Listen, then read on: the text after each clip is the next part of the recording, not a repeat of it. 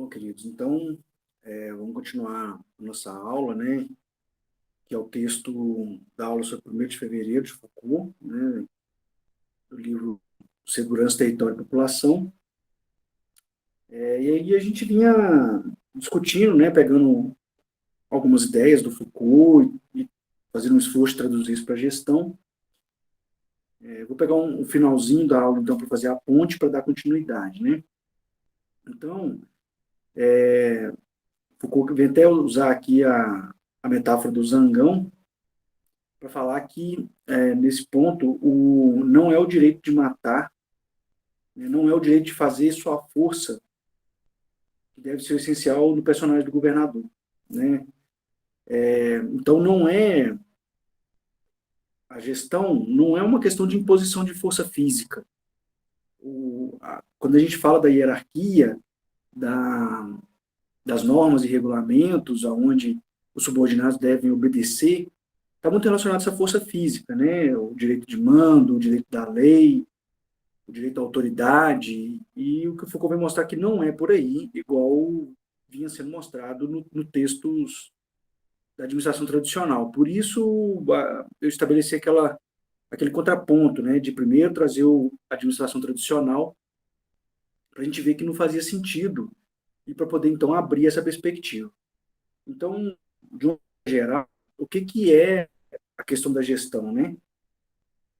O Foucault vai falar que é a sabedoria que deve ser requerida daquele que governa, né? Então, a gestão deve ser uma gestão de sabedoria. E que sabedoria é essa? É esse conhecimento das coisas, né? Do contexto, dos objetivos, né? Naquela questão de colocação da finalidade e distribuir essas finalidades em subfinalidades, aonde o cumprimento de cada uma dessas subfinalidades vai fazer a finalidade maior ser cumprida, o objetivo maior ser cumprido, igual aquela aula que eu citei o exemplo da hierarquia da empresa, né, da tese que foi estudada. E aí é fazer com que as coisas possam ser alcançadas, né? É distribuir, é dispor e empregar os recursos necessários para ser atingido esse objetivo e esse fim, né? E o conhecimento, então, que vai constituir, o conhecimento das pessoas, das coisas, do território, é que vai constituir, então, a sabedoria do governante, né, do administrador. E aí um outro ponto que ele coloca é que só se deve governar na medida em que se considere e haja como se tivesse a serviço dos governados. Né? Então, no final das contas, criar aquela, que eu venho falando, né, criar aquela sensação de que no final das contas, então, criar a sensação nos funcionários de que eles não estão atendendo ao objetivo da organização. Eles estão atendendo ao objetivo deles próprios. Né? Então, isso que a gente viu.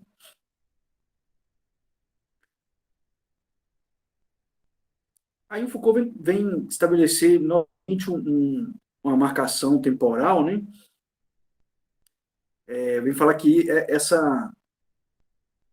esse conceito do governo formulado na medida em que, efetivamente, estava se instalando um grande aparelho de monarquia administrativa e as formas de saber corretas. Então, isso, mais uma vez, coloca, né, a monarquia administrativa. Né? Então, novamente, tem essa vinculação do sentido do governo com a administração. Né? E, claro, se ele está embaixo, ele coloca, mais verdade, essa arte de governar não pôde adquirir sua amplitude e sua consistência antes do século XVIII. Ela ficou, de certo modo, bastante encerrada no interior das formas da monarquia administrativa. Então, novamente, ele vem mostrando esse marco temporal que começa no século XVI e se consolida, né, no século XVIII. E, de novo, é aquele período de transição, né, dos feudos para o poder da burguesia. Né? E se a burguesia, então, é uma classe econômica mercantilista, ela precisa de um aparelho administrativo para começar a administrar o processo produtivo, o processo de consumo, o processo de maximização da riqueza. Então, de novo, vem essa pontuação, né, histórica, que a administração, então, vai surgir, vai se consolidar no século XVIII.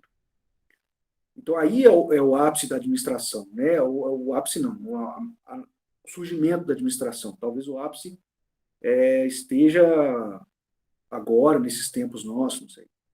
Vamos ter que esperar mais para frente para saber, né? Então, isso mostra que esse conceito de governo ele está muito atrelado ao de administração, porque eles vão surgir na mesma época. E essa forma de governar, ela surge dentro de uma necessidade de uma coordenação, né, do aparelho social que estava se desenvolvendo na época, com essa ascensão do capitalismo, da era industrial, e junto com isso surge, então, uma necessidade administrativa. E aí vocês podem perceber que a administração, então, está muito correlata com essa forma de governo. Por isso que a gente pode se pensar na administração como sendo essa forma de governo, né? E aí ele fala, o mercantilismo é de fato a primeira racionalização do exercício do poder como prática do governo. É deste fato que começa a se constituir o saber do Estado capaz de ser utilizado para o governo. Então, de novo, reafirmando essa questão do mercantilismo e dessa associação, né, da administração com essa questão mercantil, de consumo, de produção, e depois ele vem colocar que uma das coisas que vigia essa atividade é a abundância monetária ligada ao aumento da produção, né, que é o cerne da administração, né, a abundância monetária como a maximização da riqueza e um sistema de produção. Então, para vocês perceberem como que as coisas estão atreladas, né? E aí, ele vem colocar aqui o desbloqueio dessa arte de governar, né? Ou seja, quando essa arte de governar começou a ter a sua emergência, né? O seu fundamento, o seu funcionamento, teve ligado, então, à emergência do problema da população. E aqui ele vai, então, colocar essa questão da emergência da população. E aqui a gente tem um outro conceito, que eu já falei um pouquinho no anterior, para a gente se pensar na administração, né? Como sendo essa questão da população, de uma população da organização. E essa população como sendo não só apenas os funcionários no território interno, mas também a população de um modo geral, que inclui os stakeholders externos também, né? Clientes, proprietários, fornecedores, agentes do governo, a própria sociedade civil, né? Que estão no entorno e estão, de alguma forma, ligadas ao território da organização. Essa população que a gente tem que considerar, que a gente tem que entender, para fazer esse esforço, então, de pegar essas ideias para apropriar para a administração, pensar na população como sendo isso. Então, o ambiente interno, os funcionários, são apenas um fragmento, uma modalidade dessa população da organização, né? E ele vai falar, olha, foi através do desenvolvimento da ciência do governo que a economia recentrasse num certo nível de realidade que caracterizamos agora como econômica, né? Então, aqui ele já está mostrando que está fazendo uma transição do conceito de economia, né? A economia, então, ela amplia o seu entendimento, né? Ela aumenta o escopo, ela sai daquele lugar localizado da família e ela começa, então, a assumir o sentido dos moldes econômicos, né? Que são materiais e financeiros, que é o sentido que a gente tem hoje. E uma coisa que ele coloca é que isso acontece através da ciência do governo. Então, que é através dessa ciência do governo é que foi possível recortar as questões da população. Aí, quando ele fala ciência do governo, ele está mostrando, então, como que a ciência contribuiu para esse surgimento da forma de governo. E aí ele está falando da ciência mesmo, da nossa ciência, né? Do nosso fato científico. E isso é mais profundo um pouco, porque aí aqui a gente tem, no século XVIII mesmo, né, que aí coincide as datas, né? Eu não acho que é coincidência, eu acho que isso prova a coerência do discurso do Foucault, que aí a gente tem uma virada na filosofia, que aí o século XVIII é onde vai ter o aparecimento do Kant, e aí a história da filosofia ela dá uma virada muito grande. E o Kant, ele é o fundamento principal da nossa ciência. Vocês verem, então, que Foucault ele não explica isso, ele vai falar isso em outros textos, mas como que o discurso dele tem um fundamento, né, muito profundo. Então, por detrás disso aqui, a gente tem como que a ciência, então, vai embasar as formas de governar, e no nosso caso, as formas de gestão, e isso é muito óbvio, né, porque aí a gente vê a questão do surgimento de uma ciência da administração, né, com todo um aparato de estatística, e o Foucault vem falando muito da estatística, com um aparato da matemática, com um aparato da própria medicina, né? E aí a administração ela começa a tomar consistência a partir do momento que adquire uma base científica. E aí ele vai colocar, então, a ciência, né, com toda essa questão da estatística, da ciência da medicina, que vai permitir, então, a, essa perspectiva da população. Então, eu vou falar, a perspectiva da popularidade dos fenômenos próprios da população vão possibilitar afastar definitivamente o modelo da família e recentrar essa noção de economia. Então, quando ele fala afastar definitivamente o modelo da família, não é que a família vai sair de foco, que vai começar, então, a família. Não. Ele mantém aquela questão da gestão da família, que é a partir da gestão da família que se faz a gestão da população. Mas aí, a família deixa de ser o foco em si. Ela vira um mero instrumento, né? Ela vira ou seja, os pequenos grupos na administração, eles deixam de ser o foco e eles viram um mero instrumento, eles viram um dispositivo de poder, que é um dispositivo importante, que é onde, se a gente utilizar esses dispositivos e coordenar a verdade da família, a gente coordena a verdade da população. Mas aí o foco, então, sai dessa preocupação com a família e ele se transforma num foco econômico, que aí, então, é essa noção de economia que ele fala, recentrar essa noção de economia em outra coisa, é onde, então, vai recentrar, né, a economia vai se transformar nisso que a gente entende como economia hoje, que é uma preocupação com o aspecto material e com o aspecto de maximização da riqueza, que é a base do pensamento administrativo hoje, que vem das ciências econômicas, e as ciências econômicas têm um fundamento na ciência política, que, por sua vez, é um fundamento na filosofia do Kant. Aí, o governo ele se transforma, então, o centro da preocupação explícita é a maximização de riqueza e o cuidado das coisas, a propriedade dos bens materiais, que está relacionado com aquela discussão que a gente fez na aula passada. Aí ele, de novo, traz a questão da estatística, né? A estatística que a população porta efeitos próprios da sua agressão e que esses fenômenos são irredutíveis aos da família. Aí é uma noção até um pouco sistêmica, né? Que o todo ele é mais do que as simples somas, né? Das suas partes, né? Então, a população, de um modo geral, embora ela seja coordenada a partir dos microeixos, né, que são os pequenos grupos, as famílias, mas ela tem um todo que é diferente do funcionamento das famílias. Então, isso abre uma outra perspectiva para a gestão, né? O bom gestor, então, ele tem que compreender o funcionamento do todo da população e compreender o funcionamento dos pequenos grupos da família, né? O funcionamento dos pequenos grupos que estão dentro da organização. Por quê? Ele precisa, então, entender as continuidades que vêm aí, nesse caso, de cima para baixo. Por isso que o Foucault fala que o poder vem de cima para baixo. O bom gestor, então, precisa entender como que a forma de funcionamento dos pequenos grupos impacta a formação da população, o todo da organização, né? E, ao mesmo tempo, esse todo, como sendo mais do que a simples soma dos pequenos grupos, né? Como sendo um todo orgânico, organização, como que é esse funcionamento, né? Então, é preciso entender como que esse funcionamento tem um respaldo do funcionamento dos pequenos grupos e, ao mesmo tempo, como que esse todo, que é diferente dos pequenos grupos, impacta os pequenos grupos.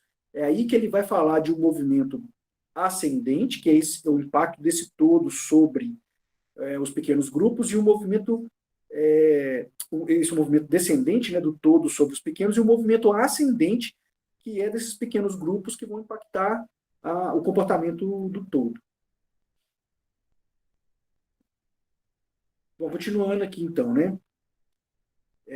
A partir do momento em que a população vai aparecer como irredutível à a família passa para o nível inferior em relação à população, né? E claro, a gente localizou a família aqui na base da pirâmide, né? Então, essa base, da maneira como a gente localizou, representa simbolicamente uma espécie de nível inferior. A própria pirâmide representa isso, né? Portanto, a família não é mais um modelo, é um segmento, que é o que eu falei, né? É um dispositivo, é apenas um segmento. Um segmento simplesmente privilegiado, mas um segmento privilegiado, né? Por quê? Quando se quiser obter alguma coisa da população, quanto aos comportamentos, consumo, por exemplo, a forma de se comportar, é pela família que se terá efetivamente de passar. A família se tornar instrumento, igual eu falei, instrumento privilegiado para o governo das populações e não um modelo para o bom governo, né? Então, mostra, né, está reafirmando essa questão que eu coloquei, né? A população vai aparecer por excelência como meta final do governo, porque, no fundo, qual pode ser a finalidade desse último, né? Então, vocês percebem que o governo, a gestão, ela tem que dar uma finalidade para a população, para o todo da organização. E, claro, quando a gente está falando do planejamento estratégico, a gente está falando de um objetivo geral, né, que, igual retomando aquela questão que eu citei na aula anterior, a gente vai, então, definir um objetivo para a população em geral, né, um objetivo geral. Esse objetivo geral significa, num primeiro momento, para os proprietários, um, um retorno específico que vai ser o índice de maximização da riqueza, mas, ao mesmo tempo, ele vai ser traduzido, por exemplo, uma idade de rendas. Aí, isso é um fim específico da população em geral. Por quê? Porque está falando com a população que a, a, a exclusividade de acesso que eles têm é a essa quantidade X específica. Não mais que isso e não menos. E essa quantidade X, por exemplo, vai significar um fim específico de devolução para o governo, um fim objetivo específico em consumo para os clientes, que vai significar uma qualidade do produto, um desempenho específico, vai significar um último para os fornecedores, e isso vai significar para todos os stakeholders, né? E a partir desse objetivo geral, que é esse fim da população, vai segmentando esse objetivo, objetivos específicos, em metas, né, a serem alcançadas, e aí vai distribuindo até chegar a esse objetivo, então, segmentado em micro-objetivos para a família, né, para os pequenos grupos. Então, Foucault vai falar, ó, não é certamente governar, mas melhorar a sorte das populações, aumentar suas riquezas, sua duração de vida, sua saúde. Então, esse objetivo último, ele tem uma utilidade para a população, né? Então, em termos de clientes, como que é retraduzido simbolicamente essa proposta desse objetivo geral da organização?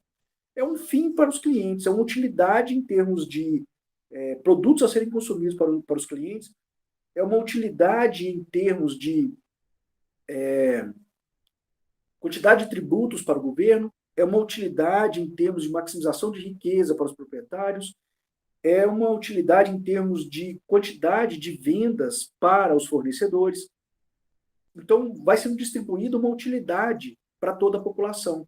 E quando a gente está dentro do segmento interno da organização, ali vão sendo várias utilidades, uma utilidade financeira baseada no salário que é pago, as utilidades das sensações da verdade que estão ali dentro, de bater uma meta, de cumprir a finalidade, e por aí vai. Então, o governo, a base do governo, né, a base da gestão, é criar uma melhora para toda a população daquela organização. E aí, só que como a gente está falando de um aspecto econômico, a gente está falando de um aspecto material, né, e de aumento de riquezas. A gente está falando de uma base material de coisas. Né? Então, tem que permitir que toda a população tenha um crescimento, uma melhora no acesso às coisas materiais. Né? E, claro, como a gente viu aquela questão do discurso, da saúde, da doença, fundamental para um corpo saudável, a, esse, essa utilidade, essa maximização da utilidade da população vai passar, então, também por permitir, né, por criar condições, sejam financeiras, ou seja, por exemplo, uma distribuição de um plano de saúde, igual eu já citei naquele gerente da empresa. Então, é permitir também a essa população um aumento da vida útil, né, uma saúde e um combate à doença. E eu fico, aí continuando, né, e o instrumento que o governo, a gestão, vai se dar para obter esses fins são imanentes ao campo da população. Né? Ou seja, o que é imanente ao campo da população? O gestor precisa entender o que a população necessita, quais são as demandas e as necessidades da população, para criar essa realização da necessidade. Lembrando que a necessidade está associada ao desejo, né? Que aí, quando a gente tem uma necessidade, a gente cria um desejo para realizar essa necessidade, para suprir essa necessidade. Então, quando o Foucault está falando que os instrumentos que o governo vai utilizar são imanentes ao campo da população, será essencialmente a população, agindo diretamente sobre ela por meio de campanhas ou também diretamente por meio de técnicas que vão permitir, por exemplo, estimular, sem que as pessoas percebam muito, a taxa de natalidade ou fazer a diligência de os fluxos da população. Né? Então, a gestão precisa estar atenta ao campo da população, a perceber o que a população necessita, né, para poder suprir essa necessidade e fazer a realização do desejo. Porque é nesse ponto da supressão da necessidade, da realização do desejo, que as pessoas vão fazer a absorção da realidade que está sendo produzida pelos agentes de poder na organização, pelo governo da organização. E é aí que vão comprar, né, assumir essa responsabilidade, a realidade, e cumprir essa realidade da empresa com muita força, com muita crença que é melhor para ela mesma. Que aquela realidade, então, significa, no final das contas, não um aumento da riqueza da organização ou do governo, mas um aumento da riqueza de si, um ganho da saúde de si, da sua própria utilidade. Né? Então, a organização para a população que está ali dentro, ela significa, e ali dentro eu não estou falando só ambiente interno, também o ambiente externo, significa, então, que as pessoas que estão ali, elas têm uma crença que aquela realidade maximiza elas próprias. Então, elas trabalham ou elas interagem com a organização, enquanto população, não para maximizar o governo, mas para maximizar a si próprio. Então, o que o gestor precisa fazer? Ele precisa entender esse campo, precisa entender esse funcionamento da população, para distribuir e disponibilizar conceitos aonde as pessoas que estão ali vão acreditar que estão maximizando a si próprias. Mas, ao mesmo tempo que elas cumprem aquela realidade, acreditando que vão maximizar a si próprias, no final das contas, está maximizando a própria gestão e as finalidades que a gestão tem individuais para elas mesmas. Aí Foucault fala, é a população, portanto, muito mais que o poder do soberano, que aparece como fim e o instrumento do governo. Sujeito de necessidades, de aspirações, mas também objeto na mão dos governos. Então, o governo precisa, a gestão precisa entender que os sujeitos são sujeitos de necessidade e de aspirações. E objetos de produção e de maximização de riqueza. Então, precisa suprir necessidade. Precisa permitir conquistar as aspirações. E fazer com que nessa supressão da necessidade, nessa realização dos desejos, nessa conquista das aspirações, as pessoas vão, no final das contas, cumprir e maximizar os desejos da própria gestão. E aí vocês percebem que o desejo, então, ele vai da gestão até o chão de fábrica, no movimento descendente, e do chão de fábrica, a gestão no movimento ascendente. Porque a partir do momento que a gestão precisa entender as necessidades, suprir as necessidades, ela tem que ir lá embaixo. Então, definir as necessidades é a própria população. Não é o governo que vai definir quais são as necessidades da população. E nesse caso, dos pequenos, são os próprios sujeitos, é quem vão falar para o governo quais são as suas necessidades. Por isso que o Foucault fala que o poder faz para cima. Então, o gestor tem que ser habilidoso para entender as necessidades, desde lá do chão de fábrica, e ir suprindo dentro de um limite de maximização do capital investido na empresa, e suprindo esses desejos. Por isso que vem de baixo. Porque é lá embaixo que vai determinar. Aí vocês podem entender quando eu conto aquela história da Fiat, que se os funcionários de fábrica e falar que vai parar a produção e fizer uma série de exigências, né? Vem lá de baixo. A gestão precisa realizar os desejos, porque senão ela vai falir, vai quebrar e a organização vai deixar de existir.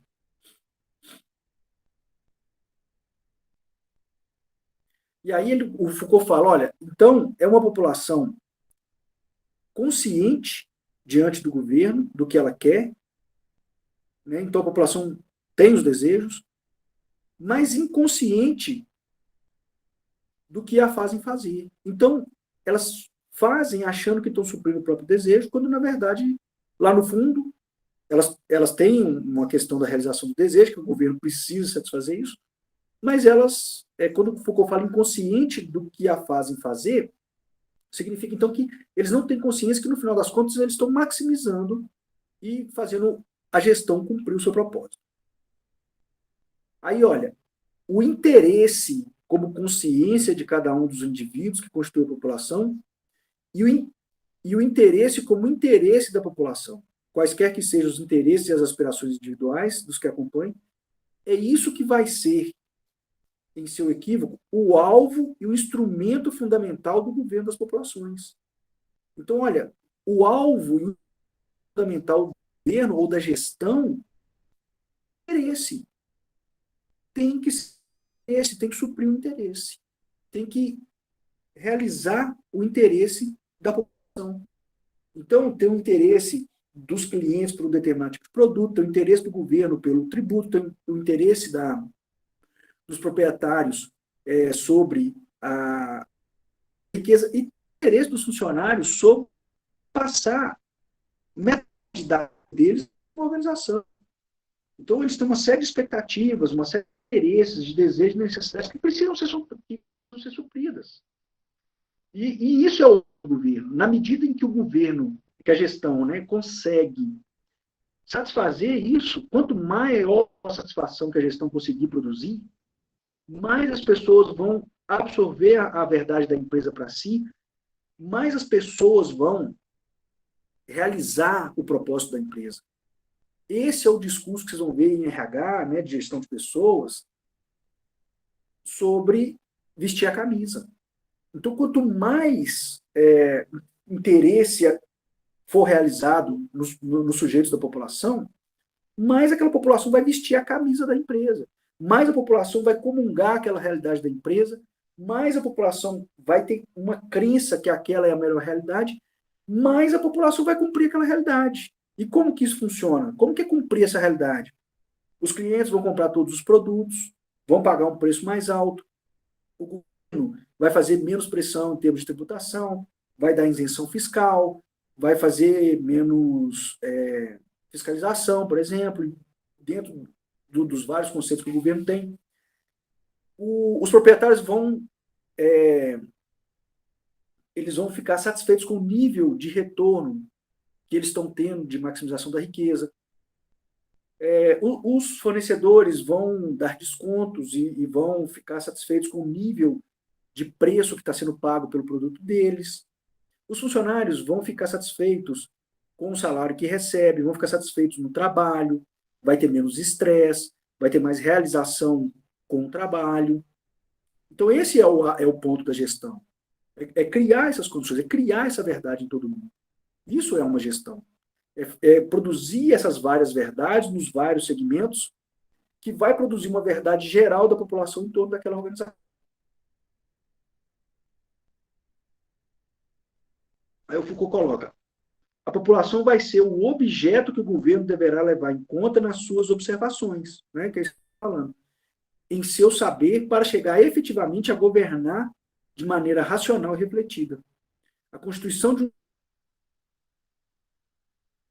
mente indissociável da constituição de todos os processos que giram da população, o que se chama de economia. Então, a economia é isso, é fazer essa gestão das relações das pessoas com as coisas em torno da organização, criando e realizando essas várias satisfações, interesses, necessidades e desejos.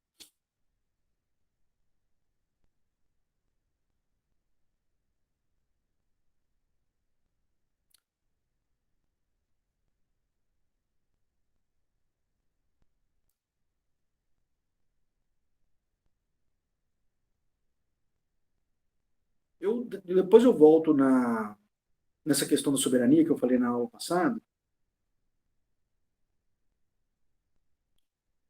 só para a gente concluir, então, é nesse contexto que o Foucault vai trazer o conceito de governamentalidade.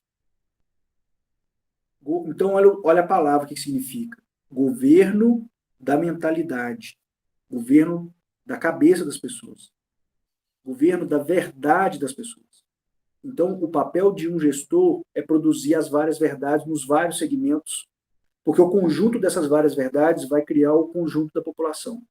E lembrando que o campo de atuação não é na verdade geral da população, é na verdade geral da família. É através da família que ele intervém na população. Ou seja, é através da intervenção nos pequenos grupos que vai se criar essa verdade em torno da organização, de fazer a população em torno da organização, os stakeholders, abraçar a empresa, gostar da empresa, comprar da empresa, a empresa. Então, ele vai falar, governamentalidade é o conjunto constituído pelas instituições, né, que estão ao redor da organização, da população, os procedimentos, né, as maneiras que as coisas são feitas, as análises e reflexões, os cálculos, as táticas, que permitem exercer essa forma bem específica, embora muito complexa, de ter por alvo principal a população. Então, o governamentalidade é na mentalidade da população. Como que isso acontece? Através da produção de instituições, né? A organização é uma instituição e tem várias subinstituições lá dentro. Os procedimentos, que são os fazeres e as práticas. Só que esses procedimentos eles precisam passar por análises, por reflexões. A tomada de decisão, o planejamento estratégico é um processo de análise e reflexão, que tem como fundamento cálculos e táticas. Isso tudo para exercer práticas e continuidades e realidades bem específicas. Isso tudo é muito complexo. Então é isso que é o poder. É essa produção da verdade de todo mundo. Só que ao invés de ser direto da população, é produzir as verdades de cada grupo e isso vai fazer a produção da verdade geral.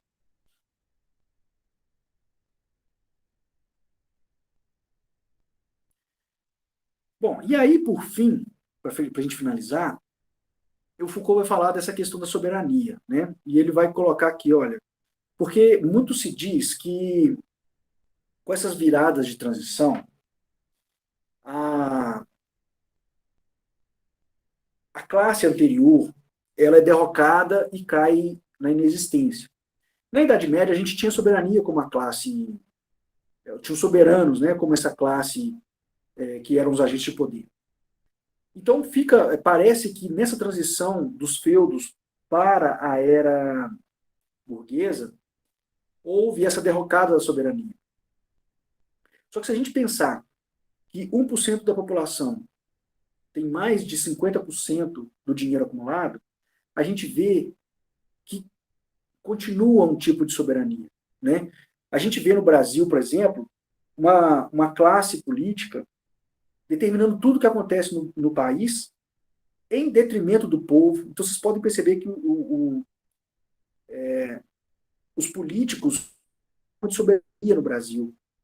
A gente ainda vive uma de sistema escravocrata repaginado em democracia e em capitalismo. Mas se vocês perceberem, o sistema escravocrata era baseado nos senhores da Casa Grande, que ficava com toda a riqueza do país, do que a massa de escravos produzia. A gente tem uma classe política, mais do que empresária, é política, que absorve para si tudo que é produzido pelo povo. Um exemplo disso é que a gente tem um dado de um projeto que eu pesquisei e vi esse dado, a gente tem um nível de 156 bilhões de corrupção por ano. O dinheiro que o povo produz some, desaparece da corrupção. E aí a gente tem, nessa brincadeira, o Brasil entre os 10 países do mundo com concentração de ricos, com bilionários. Só, vocês viram as notícias da pandemia, o tanto de corrupção que teve só com as vacinas? Nessa brincadeira, a Forbes lançou o novo ranking dos bilionários no mundo, e só na pandemia o Brasil ganhou 42 novos bilionários, acho que 52 novos bilionários. A gente não tem indústria para justificar isso, para justificar esse aumento de riqueza. Então vocês podem perceber que a gente ainda vive uma espécie de Casa Grande, né? Claro, agora eu ainda acho que o número de mortos que a gente teve no Brasil, a falta de saneamento básico, né? Mais de 50% do Brasil não tem saneamento básico. 60% dos brasileiros ganham um salário mínimo. Né? Então, a gente vê aí que 60% do povo ainda vive em condições muito precárias, que, para mim, é um novo formato de uma espécie de escravidão. É um novo formato de chibatada, de força física sobre o povo, o número de mortes que a gente teve com a pandemia. E esse dinheiro da população, 156 bilhões por ano, fica concentrado na mão de poucas pessoas. Então, na maneira como eu entendo, a gente ainda tem os senhores da Casa Grande, Brasil, absorvendo a riqueza que o povo produz. Ou seja, a gente ainda vive um estado de soberania. E se a gente pegar esse dado de que 1% da população mundial concentra mais de 50% da riqueza do mundo, a gente percebe, então, que ainda existe uma soberania. Só que agora não é uma soberania na força física, naquela discussão que o Foucault fez do Principado, lá no começo desse texto, falando que o príncipe mantinha o seu reinado através do exército, através da lei, através da força física. Né? O príncipe era o soberano. Agora a gente tem um novo tipo de soberania. É uma soberania econômica. É uma soberania de concentração de riqueza. É uma soberania de concentração material. E quando eu falo uma soberania econômica, eu estou utilizando esse termo que o Foucault coloca. Por quê? Para poder ter essa soberania econômica, né, essa soberania material, é preciso essa produção da verdade. Porque esse pessoal é muito habilidoso nessa produção da verdade, de convencer muitas pessoas a comprarem o produto deles. E isso pode passar, por exemplo, por uma indústria farmacêutica que está entre as maiores do mundo, onde tem toda uma medicina ao redor dela, mas tem uma população consumindo remédio alopático. Então, tem uma população que acredita nisso e que consome esse produto. Esse movimento mostra, então, essa capacidade econômica, no sentido de produção da realidade da indústria farmacêutica. Então, a gente ainda vive a soberania. Só que agora, ela não é mais pela força física. Ela é nesse sentido de produção econômica que o Foucault fala, de produção da verdade da família. E as nossas famílias hoje estão todas organizadas nesse sentido. Né? É essa produção da realidade que eles são habilidosos. Então, é uma soberania material. É uma soberania de acumulação de riqueza, que tem como base para que isso aconteça uma soberania sobre a família, de produção da verdade da família. E aí, aqui o Foucault vem falar, a soberania não é de forma alguma eliminada pelo nova arte de governar. Uma arte de governar que expôs o limiar de uma ciência política. O problema da soberania não é eliminado, ao contrário, é tornado mais agudo do que nunca. Então, a gente o que aconteceu nessa transição do capitalismo é que aprimorou, lapidou a soberania. E agora ela não tem contra a força física, por isso que o Foucault fala tanto uma questão de força física, não é uma questão de soberania da força física. Então agora é uma soberania da verdade, é uma soberania do convencimento do consumo, é uma soberania do convencimento da produção, é uma soberania do convencimento de que precisa dessa questão material para sobreviver. Né? Eu não vou nem entrar nesse mérito não, tá? Eu não estou criticando aqui. Eu só quero que vocês entendam que o poder é isso. É produzir essa verdade e a gente comunga dessa verdade. Se está certo ou errado, não cabe essa discussão aqui agora, nesse momento. Tá? Só para vocês entenderem o efeito do poder, que é o que o Foucault vai chamar de positividade do poder. Criou uma positividade, criou uma realidade, produziu uma realidade onde as pessoas acham que essa realidade é o melhor para si. E aí, isso é tão verdade que as pessoas acham que essa realidade é o melhor para si, que as pessoas se empenham no acúmulo da riqueza. Né? É esse que é o ponto.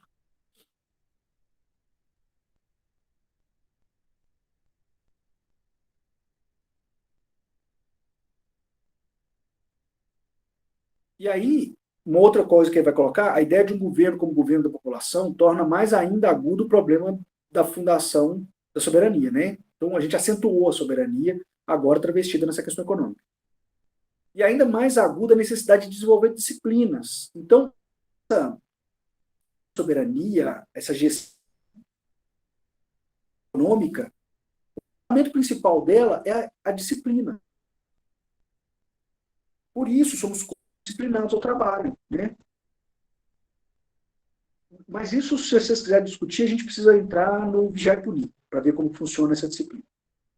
Então, eu Foucault vai falar, temos de fato ângulo soberania, disciplina e gestão governamental. A nossa base hoje de realidade é essa. Uma gestão governamental cujo alvo da população, os mecanismos principais são os dispositivos de segurança que vão tocar a família. Tá? Então, com isso a gente fecha esses primeiros prolegômenos, né, sobre gestão. Eu acho que a gente não vai chegar num conceito, pelo menos aqui nessa disciplina, uma definição em si da gestão, mas a gente abre um campo muito vasto para se pensar a gestão, pensar como ela deve acontecer, pensar como ela deve ser. E eu acho que aqui vocês têm muitos elementos para entender o que é uma gestão e para ser bons gestores. Ok? Então, mais uma vez, eu agradeço vocês a disponibilidade e a audiência, para quem está aí. E seguimos com essa produção desse conceito do que é a gestão. Gratidão, que Deus fique com Deus. Tchau, tchau.